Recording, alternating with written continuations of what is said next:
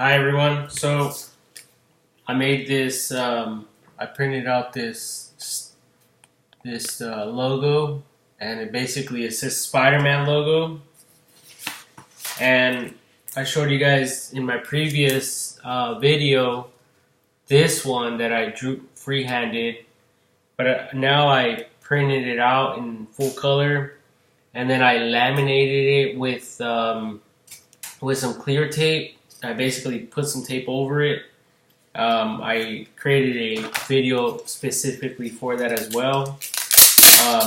But what I'm going to be doing is adding an extra layer of lamination to the back of it as well. I just did that now, so that when I glue it to the washer, and I actually put this in Photoshop, a photo editor, like application that you have to pay for like every month, like $30. But thankfully my friend has it, so I'm able to use it for free, which is cool. But anyway, I'm gonna be gluing this to this washer like that. See that? It's gonna be glued on there, so that when I go and clean up the webbing, it'll be like the first video I created. So basically, you will have something that looks like this.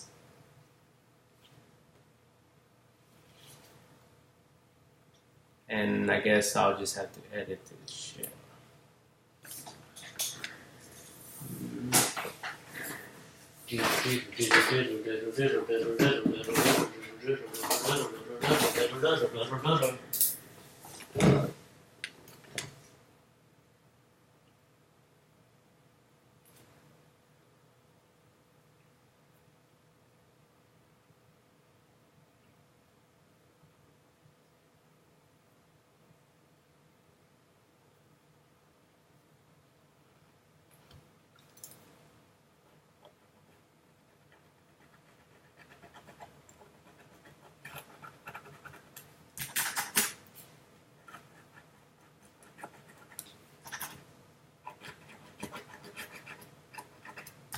So right now,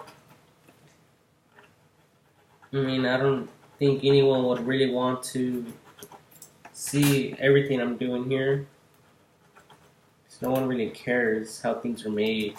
Just, that's cool, let me buy it type of thing, right? Anyway, I traced the washer, made sure that I look at the lighting from the light to get a precision center point, and that the image of the spider was completely within the washer before I created the circle. So now when I cut it out, you have the full logo. Remember the other one I created freehandedly? So anyways, this is it now, full color. So now when I glue this on permanently, and I go and I clean the webbing, all you will see is this. And basically, you'll be able to get the web out. And these actually, now that I'm doing this, it could actually be used as a button. Bam, if you wanted to. If you wanted to do that. That'd be pretty cool. Spider-Man clothing. And that's exactly what I'm kind of talking about. And you could do any type of spider, and that spider will be that, like, your clothing, or like say you're doing nothing but Black Widow silk or web that you could make into clothing, I believe. I mean, if it's possible, then that would be like your market, and that's what you will sell to your customers, and that's what you would advertise. Like, this is 100% Black Widow webbing clothing, or brown recluse webbing, or any other spider you could think of, or any other animal that produces webbing or silk. And that's what you would do. You market it as a 100%, and then you fill in the blank of whatever you want to do.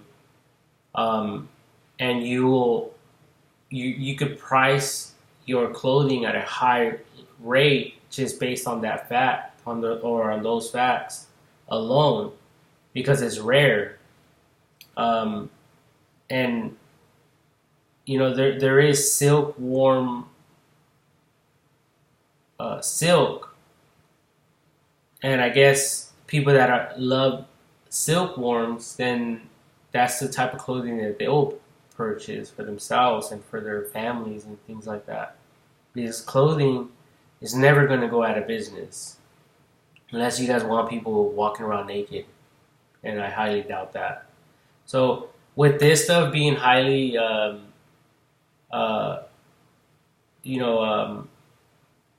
expensive, it'll be great for your newborn babies, because the material is going to be super soft.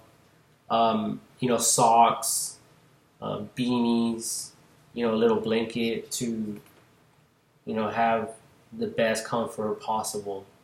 Maybe even pillows and things like that. But anyway, I am using a trademark logo, which is the Spider-Man logo. But I don't care. Everyone loves Spider-Man, and I'm dealing with spiders, so I decided to use that. So, and there's also the Black Spider-Man. This is the red Spider-Man. There's also the evil one, the black one. So I could have two options of pins, and you guys can make them too and sell them. And basically, it's like a pin for like your refrigerator, like those things that it has a magnet on, you stick on your refrigerator, and it just gets stuck there. So that's what I'm trying to do with this, to catch all the webbing. And this is like a little prototype that I'm working on, and it probably won't ever blow up big,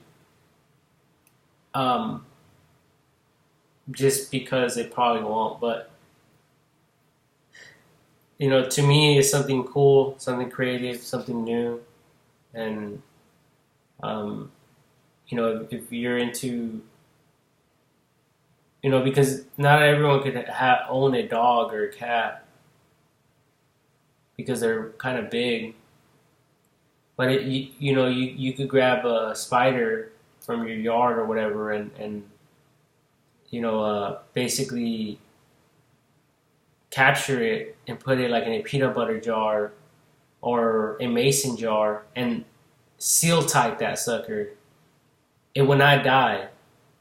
Test it out, because even if you don't want to breed it, because you're gonna kill the spider anyway. So you catch it, you throw it in a silk. You throw it in a mason jar, and it will not die. You don't even have to give it water. All you have to do is feed it. Give it like a fly every week. That's all you have to do. Stay alive. No water is necessary and required at all. And I've done that myself with a few videos that I posted, but the spider did unfortunately pass away from lack of food. So, but you know what? People are killing them all the time anyway. You go outside, you kill a spider. Oh, you see a spider. Oh, let me step on it. Oh, you buy pest control, you're killing them anyway. So don't look at me as an evil person. Um, and then there's also other methods which I'll share because I'm not greedy. I'm trying to educate and show people how to do this stuff and how to keep your spider alive. So another way to keep your spider alive is to leave a window open and leave your light on, and that some mosquitoes and other bugs go into your home or into your room, and then catch it and put it into the spider's habitat that you have it in. That's a good way and a free way to feed your spider. Also, there's fly traps that you can buy, that you can purchase, and you could take some of the spider some of the flies out of that and feed your spider that way, or like leave something that they like inside of your room just temporarily, and then the flies will go on it, and then just close the window, and they're easy to catch on the glass. That's another way. Flies are a global problem, but they're great for the ecosystem and everything. So that's why I was kind of trying to be careful with how much information I shared. But I guess, just be careful. Make sure to wear gloves or something, especially, or wash your hands right after, because flies do have, like, they carry airborne diseases, and they do like poop, feces, so they land on that, and it's disgusting. I know.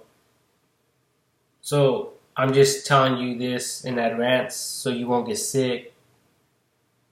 And it's all about education and things like that. So yeah, but be smart about it. Don't leave anything that's gonna get rotten or get you sick. And like, fly traps are disgusting, and they could also lead to other problems. But they're great to keep your pets alive and well. I even shared it in another video, or an idea where you could use a fly trap to, like, feed your like a live insect, or like a lizard. Especially if the lizard has somewhere to hide, the flies are not going to go in there. They're going to stay outside of the cage. And then if the lizard is hungry, when it walks around, it will see a dead fly and it will eat it. Especially if it gets hungry, right? So it's a great way to keep these things going, especially if you're like a breeder of these animals or insects. So, anyways, I just felt like sharing this because I might not be doing it for very long, and I might, move on to something completely different. So I just wanted to share all this information so that if, that's something that you do full time or something, well, I gave you some information, free, a way to keep your animal fed all the time for free without having to purchase anything. This other thing with the spider web catching, I don't know if there's a company or companies out there that purchase this stuff, and if they do, well, you can sell it directly to them. But anyways, I'll show you guys a new video once